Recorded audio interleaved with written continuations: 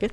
Okay, great. Good evening and welcome to the meeting of the Pioneer Valley Regional School District School Committee. Today is Thursday, September 12th, 2024. I'll call this meeting to order. It's 6:04 p.m. The meeting's taking place in the Pioneer Valley Regional School Library and online at bnctv.net. And we're all in person tonight, which is great. And I'm going to open this up for any citizens' comments. I don't see anyone in the room, and no one's online. So we'll move on to introduction of our student representatives. So Lex Singh is returning from last year, and we have Judah Glenn, who is joining us new this year. So welcome. And do you want to tell us a little bit about yourself, like what town you live in and what grade you're in? And all right, what brought you? Yeah, I'm Judah Glenn. I am an 11th grader at Pioneer Valley. I live in Northfield, Massachusetts, and one of the two new members of the Student Advisory Committee. My goal this year is to improve the student experience by putting forward and altering policies that either limit or improve the school's educational values. I have worked on various committees before and I was a founding member of a restorative justice group at W.E.B. Du Bois Middle School in Great Barrington, Massachusetts. Mm-hmm. I am the 11th grade co-president, a member of multiple sports teams, and look forward to giving insight to various student bodies in this school. Great. Thank you. Thank you very much. Yes. Yeah. Thank you for getting involved, and we appreciate you being here. And I was also told that Judah plays, was it soccer tonight? Yeah. And so was on the field just until just before this. And they won. Congrats. So congratulations and thank you for making the effort to come here after a long day, I'm sure. Yeah. So. Can we make sure the sign in front of him is changed? Oh yes, we will make sure that we have name plates for all 4 members of the Student Advisory Committee. I was looking at how to spell his first name, and I went, "Oh, that's not him." So, great. All right. So we will move on to our next agenda item, which is the preview of the 24-25 initiatives and highlights. Thank you. Oh, let me move my yonder pouch for staff to the side so that I'm showing everyone. Yeah. It's the staff pouches that are voluntary. It doesn't have one of the magnets. It's Velcro. And the purpose is to help us limit our access during the workday to cell phones. So Kudos. I keep my work one here because that's different. Mm-hmm. Yeah, anyway, we have those. So Thank you for doing that. you're welcome. Yes. It's You're good welcome. to set examples. We're trying. So, school committee, you have a memo you requested when you created an annual calendar of tasks and votes for yourselves as a committee that administration report to you in September each year on initiatives and highlights of the coming year, as well as on our professional development plan, and for all of the above, projected dates when we would be reporting to you on progress. So you have that information in your memo. For the folks at home, I'll just go through things briefly and then would welcome your comments. Jordan, I'm going to leave the financial things to you. And that's what we start off with.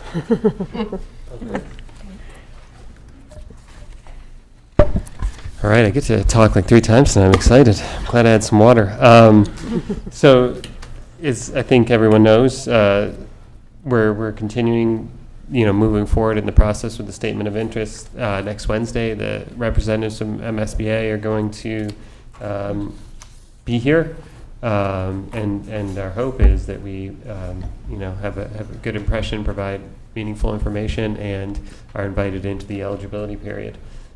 So that work will continue this year, and obviously if we're invited into the eligibility period, there'll be more updates to come. We'll update school committee first on the experience from the senior study visit, and then later in January on whether or not we're invited into the eligibility period. So pretty exciting. And another thing related to finances, we're going to continue making the strategic investments that we had talked about almost a year ago. Time flies when you're having fun. So at that meeting at the end of October 26th of last year, a lot of really important things were discussed, and including returning money to the towns and some priorities for investments. So we've started those investments, and we're going to continue to do so, both investing in facilities and at PVRS, and investing in curriculum across the district. Literally hundreds of thousands of dollars in curriculum, and of course, I think has been well publicized, rightfully, because it's really important. We've already began the process of investing in our staff with new bargaining agreements for both the teachers union and the support staff. So we're going to continue spending money to improve the experience for both our students and our employees. May I just wanted to share that under strategic investments, you had put 10/26/24 as when we approved Oh, it. thank you. Yes, I noticed that. Thank you. Yeah, thank you. Of course. Yeah. Oh, Cover, I'm sorry. watched Back to the Future several times. So. On page 2, elementary math, we have both a curriculum pilot in process this fall with 8 teachers. Thank you to all the teachers who are piloting the Bridges curriculum. We'll make a decision mid-year about whether this might be an appropriate curriculum for our schools. And in addition, all elementary educators are participating in excellent, super high-quality professional development run by Mount Holyoke, which has a long-standing center for math education for educators. I've been through 2 of these modules. I went through building a system of tens and examining features of shape, which is geometry for elementary educators. Our educators will be in the module making meaning of operations. Mount Holyoke has a very highly regarded algebra education institute for educational professionals, and the making meaning of operations module would be something that folks might take before entering the algebra program. In addition, we are continuing with responsive classroom. We want to be a district that follows through on professional learning. We don't want to do drive-by professional development where there's one session, it's over, hope you got something. Instead, we want to stick with things. So this is a second year. Responsive classroom is coming back for some people. I think this is for non-classroom teachers, helping them develop skills and strategies and language to support classroom teachers in their implementation of responsive classroom. Next year, we hope to offer responsive classroom, both the initial training and the advanced training for folks who haven't yet had that. In this school, very excited about a year-long professional development series run by Kate Mesmer, our Director of Teaching and Learning, Annie Scanlon-Amy, the principal, and Albert Johnson-Musad from the Collaborative for Education Services, former Northfield resident, helping folks dig deep into assessments and how we build high-quality assessments that work for our students for the material they are learning, and how one takes the data from those assessments and makes changes to instruction. So this is great. This is year-long. There's a new IEP form that the state has put, I'm going to guess 3 years into developing. This is the year when everybody has to use it. Director of Student Services, Nancy Parlaklash, has already begun professional development with folks who need to use the new IEP form. One of the big changes about this form, and this is a positive change, is that it requires people to take the results of the special education evaluations and interpret the results in family-friendly language. That family-friendly language has to be part of the IEP. And then there needs to be a section where the writer describes what the impact is on the student of any weaknesses they might have, what that looks like in the classroom. Before beginning to talk about what a teacher needs to do to create accommodations, families, this is what your child did on these assessments. We're going to tell you this in language everybody can understand, and this is therefore what it looks like in a classroom. This is what is hard, maybe, for your student about accessing curriculum. So that's really good stuff. The assignment of instructional, there's a lot going on, huh? The assignment of instructional assistants. Our district does continue to assign instructional assistants in special education at rates that far exceed the state average. Those rates, I looked last night and this morning, we continue to assign instructional assistants at rates above those of our surrounding districts. So we need to research this. You know, what's happening? Why are we doing this? Why are we thinking this is the solution of choice for meeting student needs? So that is something that Nancy Parlaclosh will be taking on. At the elementary level, I want to go back for a second. The designing high-quality assessments, the implementation of the new IEP, and what I'm about to talk about in terms of intervention, some administrators, including myself, have ed-eval goals related to these initiatives, and our team of administrators will be releasing tomorrow sample teacher, educator evaluation goals and action plans that relate to these initiatives that teachers may use if they would like.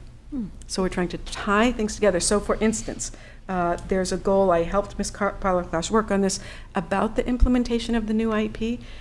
Special educators and related service providers, if they choose, for one of their goals, may take the goal we drafted that maps out how they're going to begin writing these family-friendly descriptions of performance on assessments, right? So we're trying to make things do less, do it better, tie things together, provide support, and model, right? What does a good goal look like? What does an action plan look like?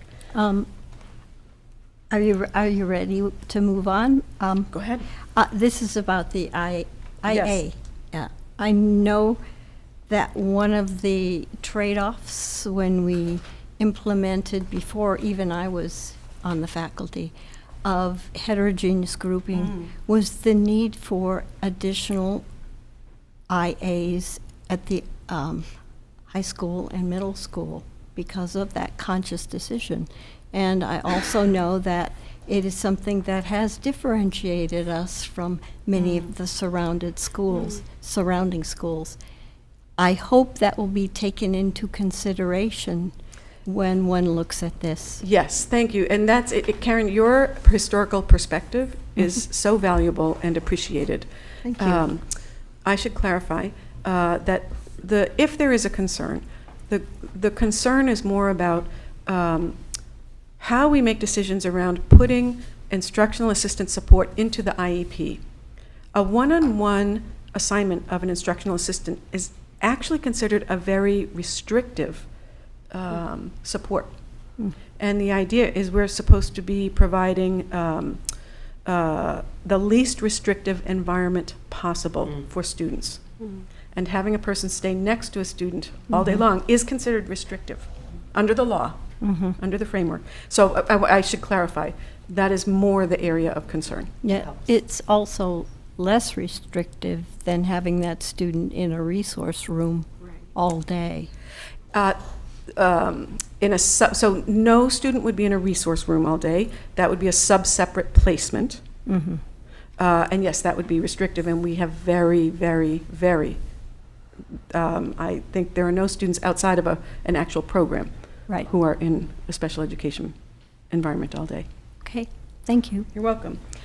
We are looking at our intervention I've talked about this before, in the elementary grades, soup to nuts. We need to figure out what we're doing, how we assign kids, what program we use, how long they stay, all of that.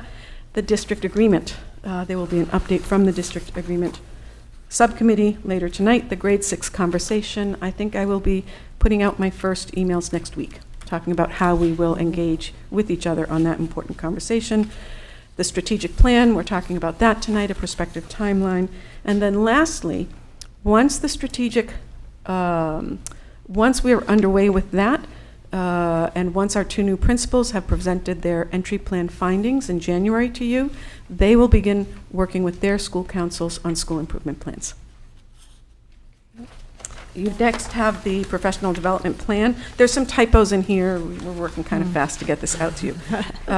This is a great improvement over the past few years for us. There's a clear plan, clear, who's doing what, where people will be.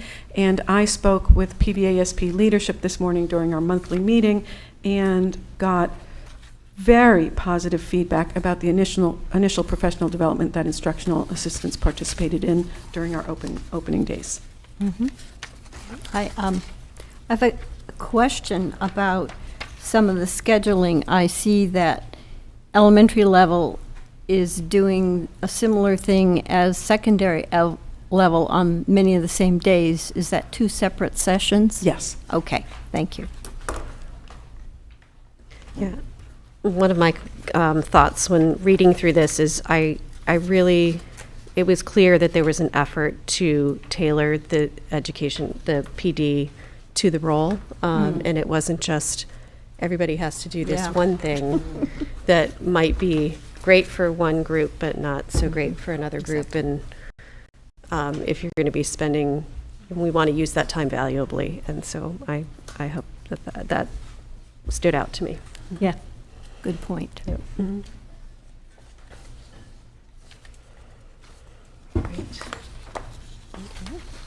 Any other questions on that? Mm-hmm.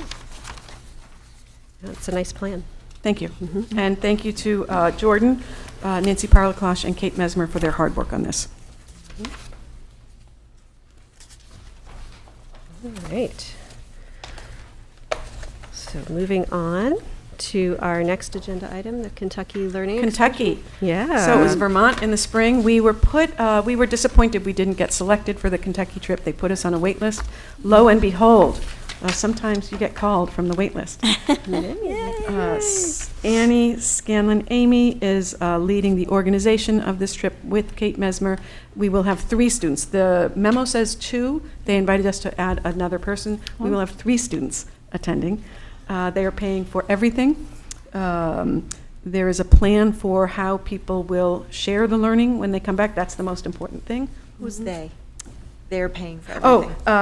The Next Generation Learning Okay. Challenge and the Bar Foundation. Not the students. No, oh my gosh, I'm Because sorry. you said no. 3 students and they are paying for Oh, everything. bad. Remember, nice catch, Mrs. Gary. Nice catch. They. No. Actually, And I have a question too. Sorry. How will those students be selected? that is the exact question that was asked 2 nights ago two at nights the ago, yeah. Northfield Select Board. Mrs. Scanley-Amy is putting out invitations. She's looking for students who are willing to take on leadership, because when people come back, they have to be willing to serve. She's also looking for students in the the earlier years of high school, because they'll be here for a few years. Lex, I don't know if you want to talk about what you've seen in terms of selection or invitation. I'm now realizing it'd probably be better to talk to Ms. Scanlon-Amy about this, but I came in wanting to suggest that Judah go, just based off what I've seen at our meetings so far. I think he'd be excellent on that trip, especially with what he could bring back to the Student Advisory Committee. Talk to Mrs. Scanlon-Amy. Yeah. That's great. Yeah, thanks. So similar to what happened in Vermont, the families will have to sign a permission slip.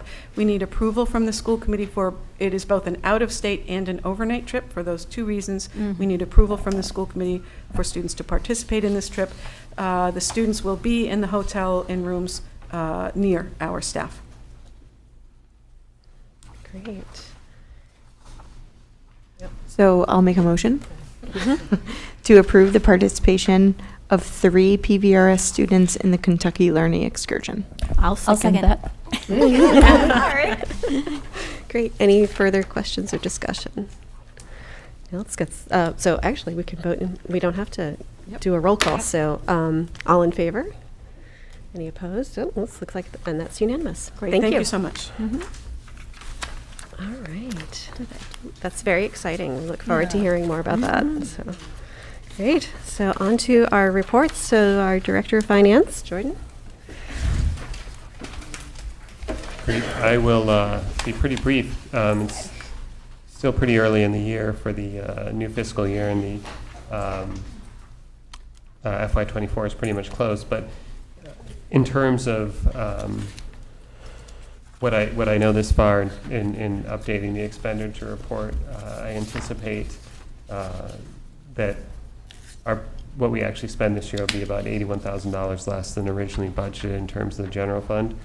And in terms of the process, as the grants are coming in, I have a good idea of where the money's going to be allocated, but what I'd like to do is wait until October till we have a really clear idea of exactly the amount and all the budgets are approved for the different grants before allocating all the money across. But I keep a separate spreadsheet that updates both the changes in actual staffing since the approval of the budget and different expenses that have changed. So we have a pretty good running or I have a pretty good running projection of what I anticipate. There are still negative balances because there's certain things that haven't been line items where there's expenditures that ultimately will be moved to grants and other revolving funds and funding sources. But I'd like to do that once we have a complete picture of all the funding.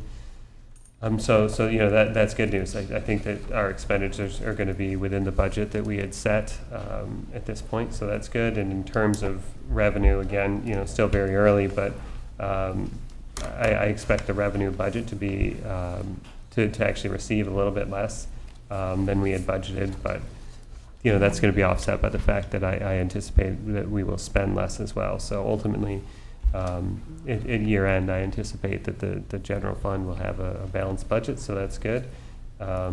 Pretty minuscule differences in terms of what was projected versus what I anticipate. So it's all within a pretty small margin of error. And as I say, once we get all the grants together, I will have to probably move some money around within the general fund at the next meeting. But yeah, everything's going well. In terms of the lunch report, there's only been a handful of operating days. So obviously, at this time of year, the school lunch fund operates at a loss. A total of $17,805.67, and fairly comparable to the operating loss at this point last year, which was around $15,000. So that's normal. Obviously, their salaries have been paid and food has been purchased, but there haven't been many meals served through August. So there's an operating loss, but that'll turn around as the school year goes on and we have more, 20 days of operation and 21 days of operation. And so it's a cyclical thing. And then I guess just a quick update that isn't written here, but just about the work, that the business office does this time of year. So the audit's underway. Substantially underway. They'll still be waiting for some odds and ends, and obviously I'll have to file the end of the year report before they can audit that, but they have a lot of information for the procurement audit, for the single audit related to federal grants, and they have a lot of information about our general ledger, but that's all going well, and I hope that we'll be presenting, during this calendar year. So hopefully in December we'll present on the audit for FY24. So we'll essentially at that point be right back on schedule. We started off, I guess, when I first arrived here, basically a year behind because the FY21 audit hadn't been finished, and now we'll be caught back up, which is good. And then I think we'll stay on schedule. The excess and deficiency filing is far along. We filed that in January last year, but I think it's likely we'll file in September this year, and then the end of the year report. I'm now that I'm pretty certain of all the financials, knowing that the E&D and audit is underway, I'll file the end of the year report hopefully by the end of the month. I mean, unless people knock on my door too much, but maybe it'll be like October 2nd, but. Certainly it'll be, and we discussed all this with Desi today, and so that's good. Yeah, everything's going along as it should, which I guess should be the expectation. Any questions? Yes. I know that you're very careful about these things, but I'd just like to know a little bit more about what types of salaries fall under these anticipated grants and whether they are grants that tend to continue each year, or would we face some kind of fiscal cliff with any of them that could lead to layoffs? Yeah, no, that's a reasonable question.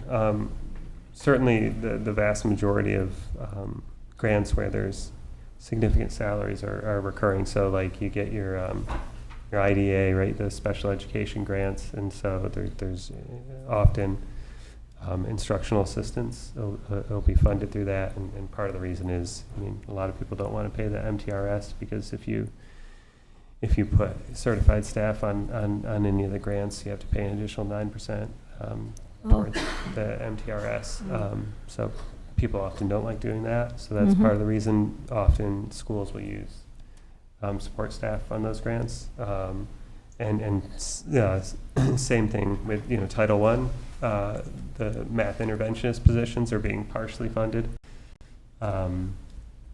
through Title I and Title IV funding, because you can move Title IV into Title I.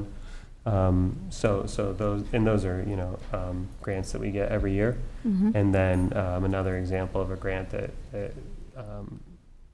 we probably won't put salaries on it, but in the past we have. I mean, rural aid is one, because of the flexibility of rural aid, and that it's not as opposed to the Title I or the IDA grants that have a lot of restrictions. Rural aid you can kind of do what you want with.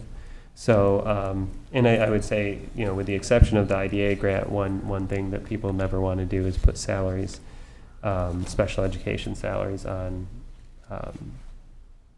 other federal grants, for example, because that could reduce your maintenance of effort towards being compliant with the IDA grants. So, but that's a good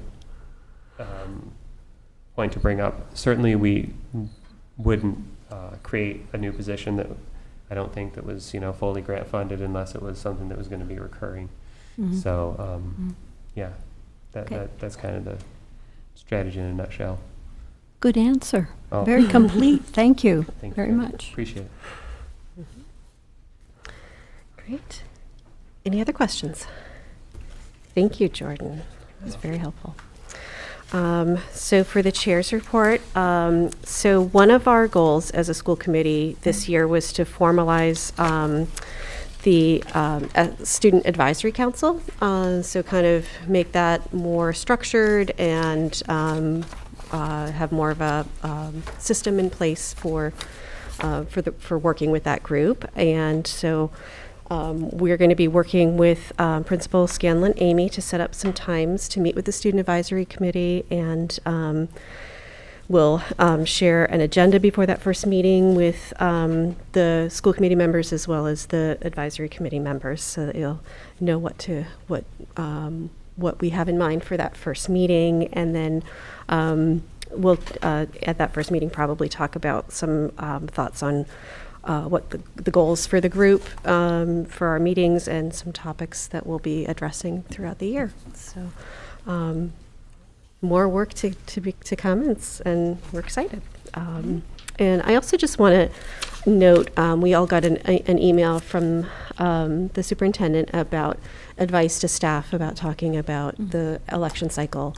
And I just want to recognize that I really appreciated you sharing that information, and it was it felt very solid and helpful, that we all it was good information and good advice for staying open-minded and being good examples of civics and being good citizens and kind people to one another. Great. So, superintendent's report. Well, school has opened. Yeah. And it has been good. I have had the chance to visit all 3 schools, and in all of our schools right now, I would say the vibe is calm and focused, and even joyful.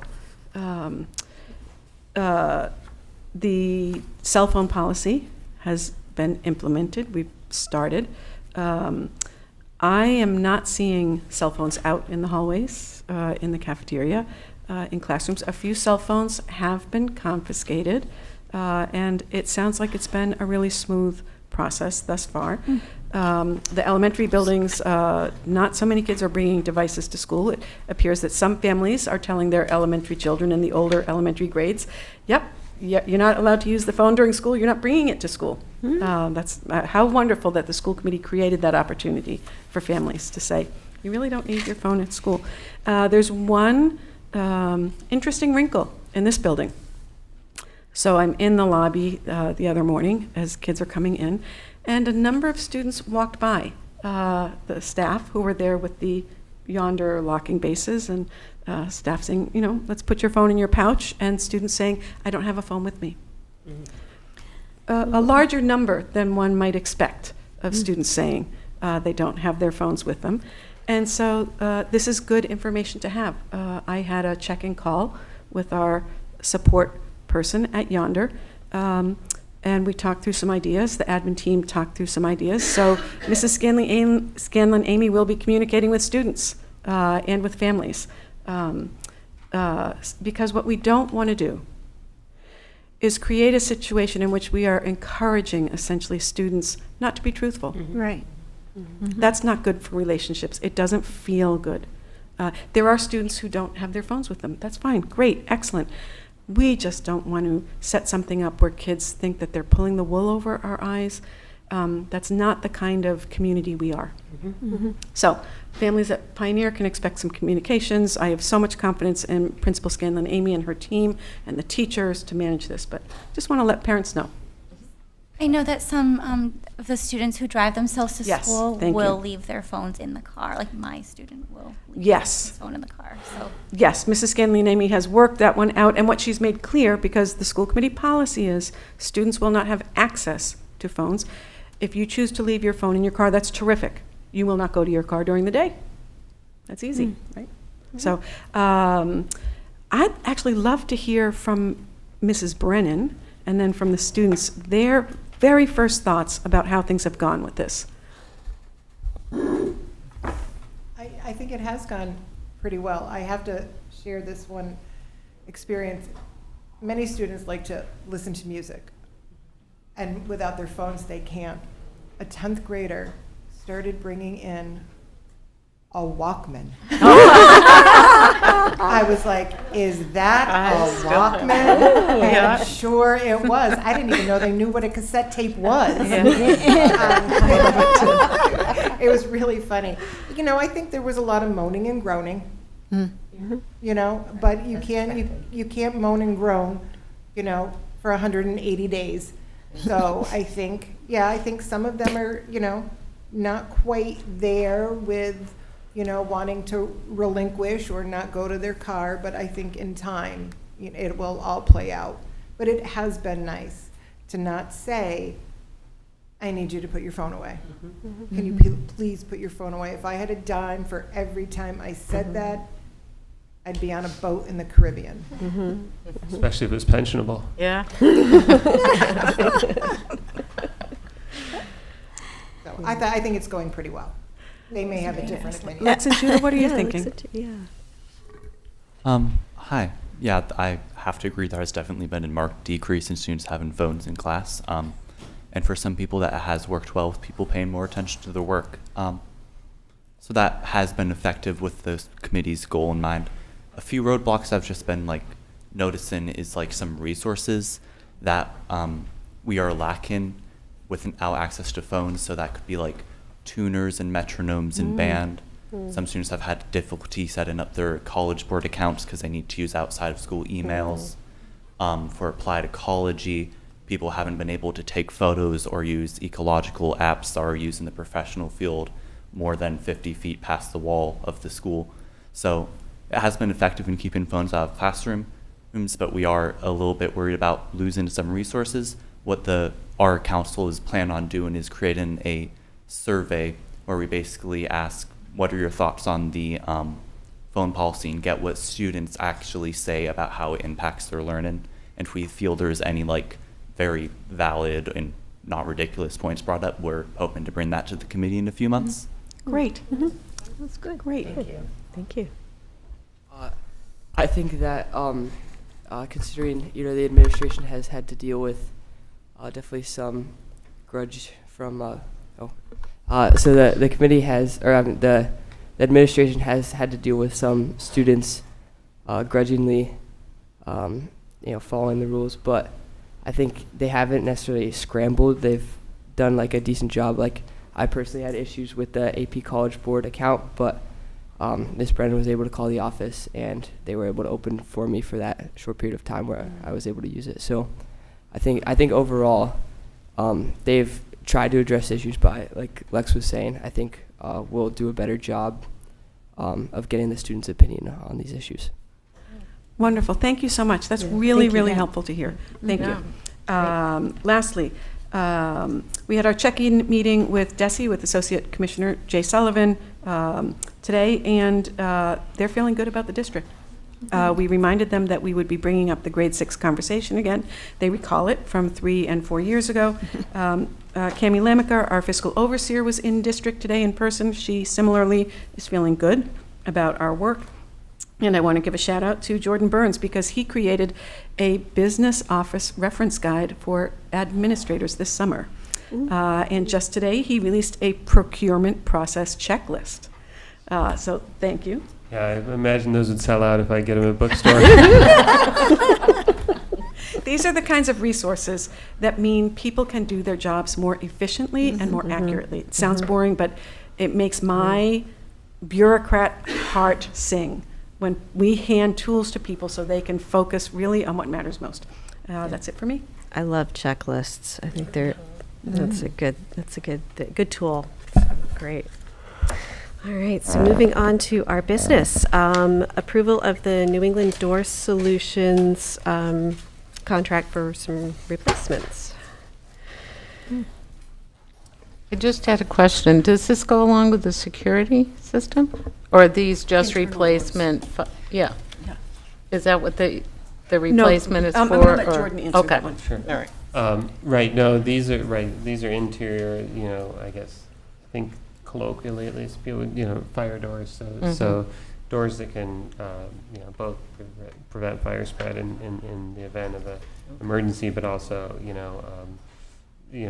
solid core oak veneer doors, for locking in the classroom and just making sure that every room in the building can be secured, when appropriately. So I think, Michelle, you're certainly on the right track, that these are related to just overall trying to look at what our security partners identify as areas where we can enhance security and just doing that. So yeah, we just had the security grant and spent a little over $140,000, but obviously there's still stuff to do, and we're going to keep investing and making our existing facilities safer and better. So there are quite a few doors that could be enhanced, in some places that were a security or safety issue where you couldn't lock a door that you need to. So we're going to get that taken care of. And I mean, as you can see in the contract amount, it's not cheap to do, but I guess that's another good result of managing our money well, is that we can make these investments. And so right, the total cost is $49,577.97. And we spoke, obviously went through the entire procurement process as we do with any of these large procurements, and had positive reference calls with the references for New England Door Solutions. Yeah, I mean, as the memo mentions, it's another additional investment that from the school committee meeting from last October of 2023. So as we mentioned in that meeting, this is one of those priority areas that we hope to invest a total of approximately $615,000. And so that will allow us to take care of this clear need, and also, I think importantly, this wasn't done through an assessment. This is by using our school choice funds that we already have, so we didn't have to make an additional capital assessment to the towns in this year's budget. Any questions about the doors or I have a process? question. Sure. I see the card readers are going to be installed. Is that going to be to all of the exterior doors? Right. Eventually? So, good question. So, that's a separate from this, but I think it's appropriate since we're talking security to address that question. There aren't card readers at every door at any of the buildings, but there are card readers at several strategic access points in each building. There are, I believe, 4 here, and we're going to install a 5th. And so just in terms of why that's important when we're thinking of security is it means that if people are always using swipe cards, it means that we're not locking and unlocking doors, right? So there's a lot less chance of a door being unlocked if it's not being manually locked and unlocked. So we swipe the card, get in, and obviously in some sort of security situation where you're like, well, who vandalized the property? Well, now you also have a record if someone swipes in of who that might have been. So it just enhances security overall. Yeah, you're welcome. And so it looks like the work is scheduled to be done between October 15th and October 31st. Will some of that work be done during the school day? Or do you know the plan for that? I think that, reasonable question. We'll work with the vendor and speak with the, Principal Scanlon Amy to discuss in terms of specifics. By the end of October might be a bit ambitious, although that's what I had hoped. But with supply chain stuff still not being as efficient, I think it might take a little bit longer than that, realistically. But as soon as possible is really our goal. And, but that's an important part within reason and not disturbing the instructional day. So it might happen over the Thanksgiving holiday ultimately, because if you all approve, then we still need to make sure we get commissioner approval. That could take a few more weeks. So, but yeah, we'll try to choose the least disruptive time. Okay, great. I have one more question, but it's not really a Jordan question. I think it's more of a Patricia. Just out of curiosity, not specifically to this project, but just in general, if we've vendors working on the property, are they, during school hours, are they Corey checked? Yes. Okay, thank you. Yeah, that was another part of my question. Yeah, no. That's exactly, if it is occurring during school hours, then they'll be quarantined. If there's any chance that a worker on campus would be in the building or outside when students are around, and there's any chance that they would not be glued next to a staff person, they have to be quarried. Great. All right. I just have a point of order. Should the motion include the dollar amount, Jordan? I don't know if it's strictly necessary, only in the sense that if you're approving it as presented, like because the agreement itself has the dollar amount in it. But certainly, if you all prefer, you could amend the motion to include the dollar amount. Well, I have another question actually. What if for some reason the project goes over budget? Yeah, well, I don't anticipate it will, only because they're bidding it for the complete price, including installation and materials. But, yeah, Would that be a reason to leave it out, though? You know what I mean? Yeah. Yeah. That's what we do in the that's what I town. would We think. make sure Just it's leave the it out. money is in there. Or, So there's no way. Well, But I guess the question is if it goes over budget. We've approved this amount, but I think this how would that vote, affect the project? when it says as presented, that includes this. So if it went over budget, we would have to approve. They would have to come back to us, and we would have to approve Right. the over budget. So I don't think it Either way. how Yeah. it is written, whether we include the amount or not. If it goes over budget, they would have to come back and ask us to spend more money. Okay. So I'll make a motion to approve the interior door contract at Pioneer Valley Regional School as presented. Second. All right, and all in favor? And that looks, that's unanimous, so that passes. Thank you. Thank you. All right. And so our district strategic planning process, draft timeline and working group. So, school committee, as you read in the memo, this is a goal that you set for yourselves to develop by the end of this school year a multi-year strategic plan for the district. One of my educator evaluation goals is to help you get there. And I said that I would come to you this month, and here we are. So, on the back of the memo, you see I retold you about multiple initiatives that we have going on that involve community input. We have to pace ourselves and deploy our finite resources well. So the district agreement is this fall. The MSBA statement of interest stuff, there's the senior site visit happening right now. If we're accepted, then there's stuff in the winter. The grade 6 conversation, that is big for this fall. So my proposal to you has been that work about the district strategic plan be in a preparation phase this fall and really begin in earnest after the new year when, for instance, we hope the grade 6 conversation has been completed and a decision made. I've set up, as you know, and you've had links, a Google folder to begin putting together resources. DESE has a number of resources. I've reached out to superintendents across the state, and they've sent me a few resources. Carol Learned Miller up in Warwick, their founding superintendent, sent me a link to what looks like a great book. So we're putting an order in for one of those. You have a roadmap on this landscape-oriented paper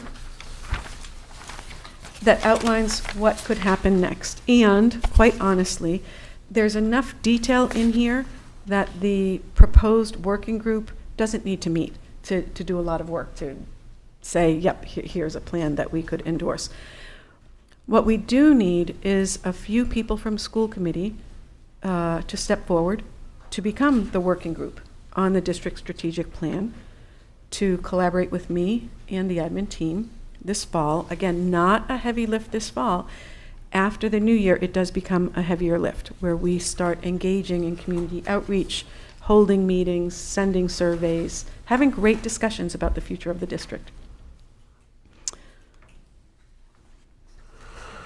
So, you've got in front of you, and you had in your packet a draft timeline and a request to establish a working group. You've got a link to the policy that describes the authorization of, the school committee can set these things up. They're time limited, they're for a specific purpose. And I would welcome your questions and thoughts about getting a working group started. The only thing I just realized is there's going to be 1, 2, 3. That's exactly my Well, sigh. four. I just sighed. And I was like, went, oh, Yeah. I'm doing district agreement. I can't. Correct, we're on Student district agreement. advisory, We're all stretched. That's, Yeah, right. That was exactly my thought as I looked around the room. And district agreement is going to be a big, heavy lift with community outreach. Before I would volunteer myself and commit to this, I would have to give it some time and thought with other subcommittees. I don't. And the I don't know. timeline could change. Yeah. This is a proposed timeline. You're in charge.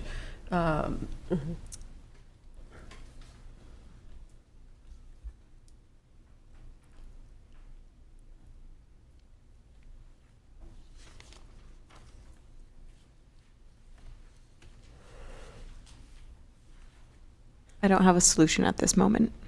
I don't either. Gretchen, you're another. Yeah, what are we thinking for this fall in terms of timeline, commitment rather? Yep. So, so looking at this document. So we're currently at 9/12. I'm presenting this to you. Yep. It says on 10/17 coming back, the working group proposes. I actually think you can skip that. You've got a timeline right here. You could Yeah. switch the timeline, but I did the work for you. Yeah, you did. Mapping out what would need to happen next. You could, that first big block that says November, December, you could push that off. You could say January, February. You could say February, March. You could say, we're going to do some of the work this year, but we're not going to get the strategic plan done this year. Because there are other really important initiatives to take. I'm not suggesting, I'm just, you know. Are we Can I voting on a sug- timeline? Is that what we're doing? I'm not sure what we're actually voting on. I'm sorry. Creating the working group. Okay, okay. The Oh, working okay. group, Oh, not the actual okay. timeline.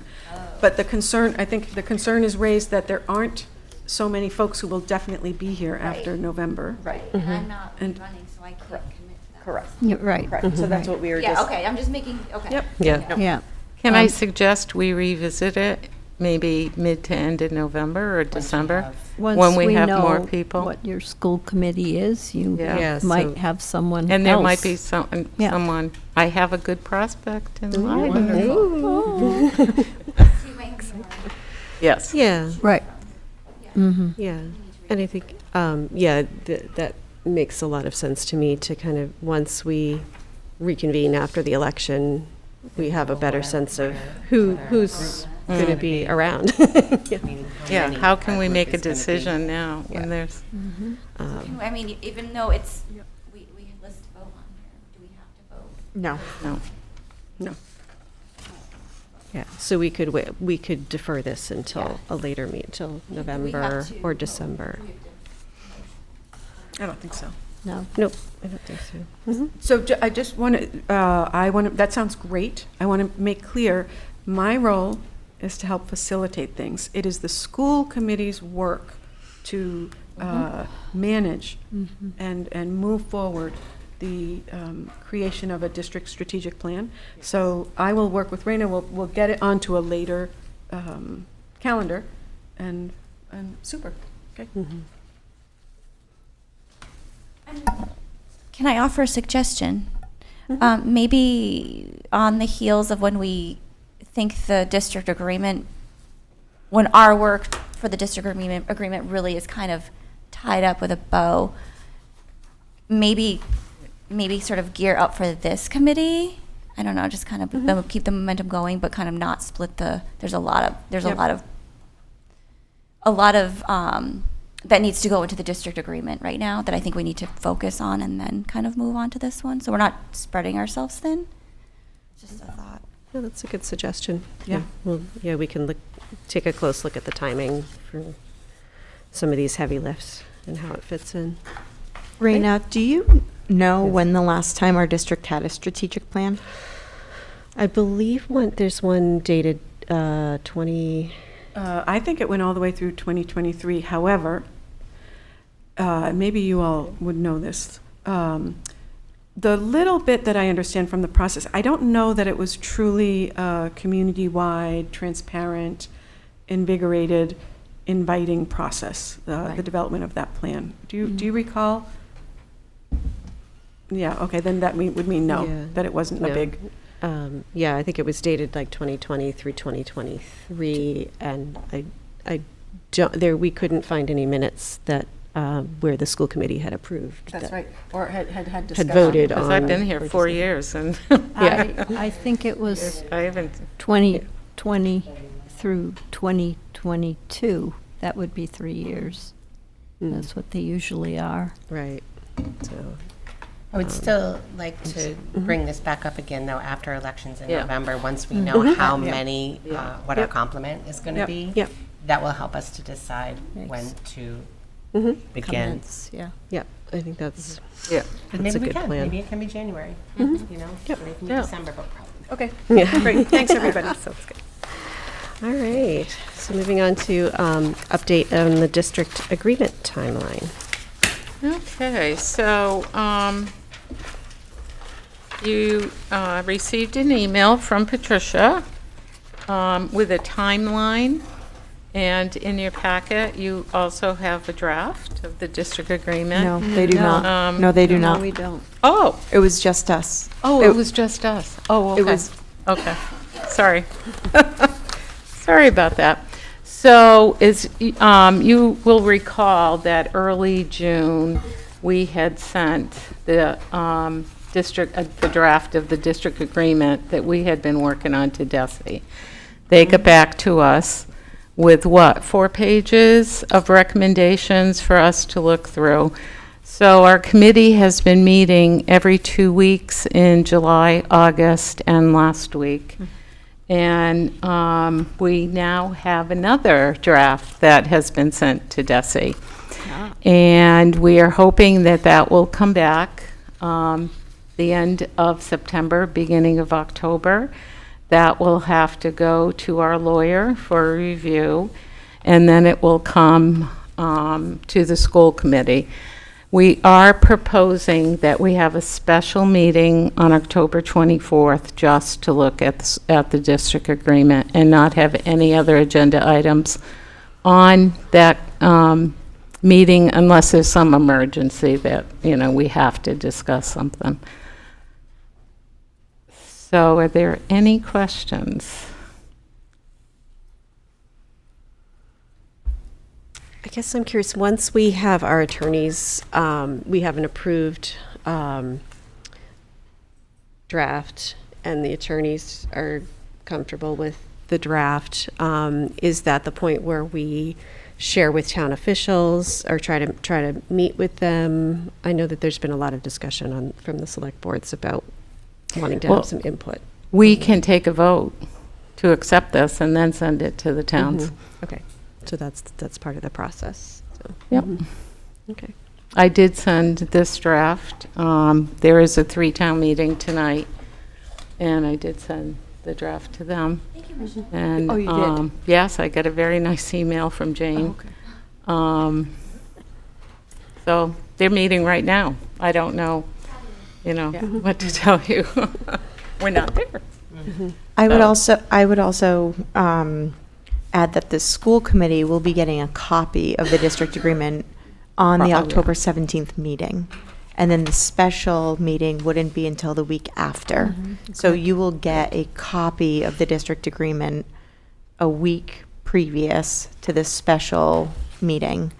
And then at that special meeting, it would also include how we're going to communicate the outreach to the towns and set up, have certain forums and so forth. So really making this a collaborative and push out the district agreement to the towns. Great, thank you. Other questions?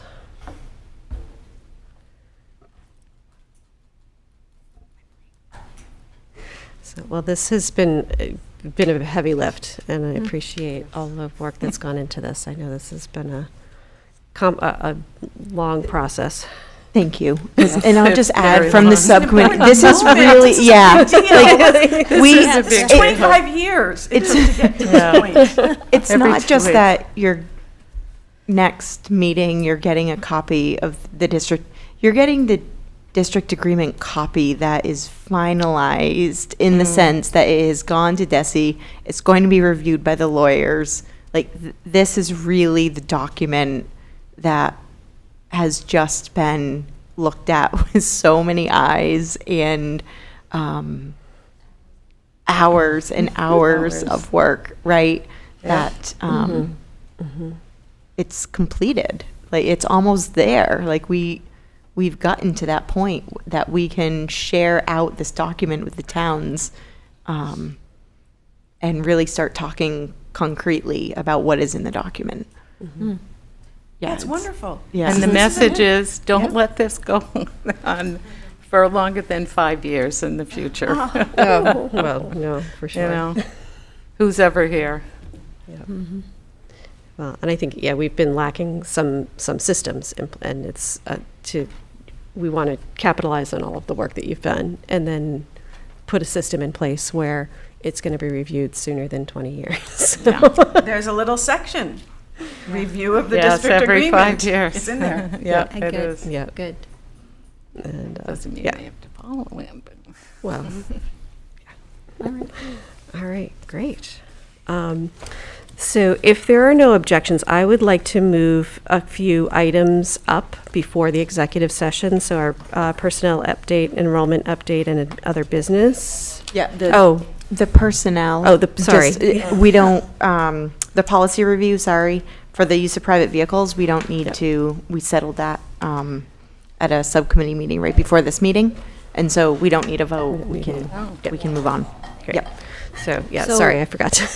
It's basically the old policy? Yeah, it's exactly, there was a question that came up about private use of vehicles, and did it fit in with the current policy, or did we need another policy? And it was determined it was outside of the policy, and so Great. it didn't need to be. I remember like 3 months of Oh, working. yes, we took a absolutely. lot. Yes, That correct, was a- correct. Yeah. Okay. Policy subcommittee did a great job Yeah. tonight. Yeah. Old Just- and it's new, perfect yes. just as it is. Yes. So all of that work that we put into the existing policy Okay, stands. great. Thank you. All right. I have to run. Yes, Do I have to thank do you, anything Miss Sylvia. official? Yes, nope. Thank you. Sylvia. And we are also, the club advisor stipends, MOA is not ready yet, so we won't be voting on that tonight. So, if we move our other items up before the executive session, we don't need to return to open session after our executive session. So, if there are no objections, we'll move on with our personnel update. You have the personnel, the staff changes sheet in front of you.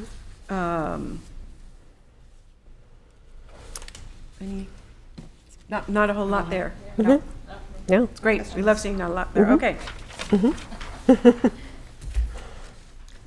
We missed the 1 hour mark, I'm just pointing out. I know. No, but so that's, Jordan. that's all right. Okay, enrollment. Hey, how about that? Yeah. Up 11 students from the month before, and even since this date, we have had a few more kids come in, including some school choice, students coming to us via school choice. Would you like to share the excellent Vernon news? Oh, yeah. There were just some internal misclassifications of students in terms of their origin and how they come to us. So there aren't more students, but there are actually, overall, but there are 2 additional students that should be recorded as Vernon. So that would mean there are now 22 students from Vernon who are attending 7th through 12th grade. And I'm sure people, for a historical perspective, remember 2 years ago there were 12. So Great. yeah, that population continues to grow, so that's good. And that means that when the bill goes to Vernon, it is how much bigger? Oh, wow. I mean, a little over $38,000. Wow. Wow. That's good. I think it would be useful to know how many students choice out as well as in the future. I mean, that isn't You know- enrollment. We will be providing you with a student enrollment overview next month. Oh. Because on your school committee list of annual tasks and reports and votes, October is the month we present you with a fuller picture of choice in, choice out, tuition, charter, et cetera. Excellent. Good. Good. Great. Thank you. Good questions, Karen. All Um, right. I have something under other business. Okay. Do we have any members going to the combined mass and mask meeting this year? I am. And I am. I'm going. Good. You probably received something from MASC about expiring resolutions. Resolutions, yep. And a number of them seem quite important to me to continue. Obviously, I can't be someone who can go there. But I hope that maybe whoever's going can get together and, or maybe the full school committee, and figure out what we want to try to put forward as something that would be important to keep. They do have an expiration date, and several seem to be things we would want to support. Okay. Okay, Okay. Yeah. thanks. Great. All right, so our upcoming meetings would be Teaching and Learning on September 17th and full school committee on October 17th. A month. Special meeting. And then the special meeting on October 24th. Well, for clarification, that will be in person, right? Because should be in person. it should be. That one should I'm just be. saying it should. Yeah, it should be be. in person because we're going to have Yeah. the district agreement and lots of. I will What's be it away, be? but will participate. Thank you. Okay. by- Great. So if Thank we could you. make sure that we get any of the documents to Karen ahead of time, Yeah, electronically. Well, you'll get them the 17th. We'll get them the 7th. Okay. That's right. Yeah, So you'll that's have a what I hard thought. copy And to review. as chair of the Teaching and Learning Subcommittee, any information you have for us about the two topics that we are considering then Yep. would be good to get to us when? Tomorrow. No. Ahead of time, at least, you Yep, know. okay. And I really appreciated getting everything for this meeting on Monday. You know Yeah. what? Having one Awesome. meeting a month, it was a lot. Yeah. It was a lot of work. Yeah. But boy, I think it's going to be helpful It is. because I just target that meeting and then I can Yeah. take a breath. Yep. Thank you. That's great. All right, so if someone would like to make a motion to go into executive session. So I'll make a motion to go into executive session according to MGL Chapter 30A, Section 21A, 2, 3, and 4 to discuss strategy with respect to collective bargaining with the Teachers Association. What? We're not. It's just the minutes. Skip that. Okay. I'm going to make another motion to go into executive session according to MGL Chapter 30A, Section 22FG, approval of executive session minutes, and to not return to to open session. Excellent. I'll second that. Okay. Oh, okay. That's great, and we do need to take a roll call vote for that one. No, Melissa roll Gary, call. yes. Jennifer Coffin, yes. Michelle Geruso, yes. Karen O'Neill, yes. Gretchen Kelton, yes. And Raina Jastu, yes, and we'll be inviting in Patricia Yes. and Jordan. Jordan doesn't have And- to stay. Oh, Jordan doesn't have to, stay. Okay, we don't need Jordan.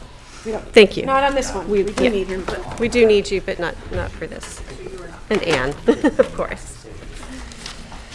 it's so much easier when it's just. We're not coming back. Okay?